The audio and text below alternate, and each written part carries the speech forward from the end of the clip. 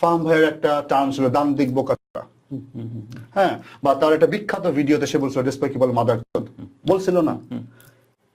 তো ফাহাম ভাইয়ের গালিতে আমরা যদি ওয়াও বলতে পারি, হাদির গালিতে আমরা কেন বলতে পারবো না? হাদি কি এলিট না? এই জন্য হাদি মাদ্রাসা ব্যাকগ্রাউন্ড থেকে আসছে, হাদি কোরআন সম্পর্কে খুব ভালো জানে সেই জন্য, হাদি 5 ওয়াক্ত নামাজ পড়ে সেই জন্য। মানে এই যে আদারিং এর যে রাজনীতিটা হাসিনা শিখাই দিয়ে গেছে বাংলাদেশে, এই বাংলাদেশের শিল্পী নামের বাইজিগুলারে, এই আদারিং এর রাজনীতি করে কিন্তু তারা একদিন তানভীর তারিখে 71-এর পরে জন্ম হইলে বলবে তুই রাজাকার, রাহাত শান্তনুরে বলবে 80-র দশকের জন্ম, তা বলবে তুই রাজাকার। এই যে ব্যাপারগুলো, তো ভাই আপনি এদের ঠিক করতে পারবেন না, এটা আমি মানে একদম 101% শিওর।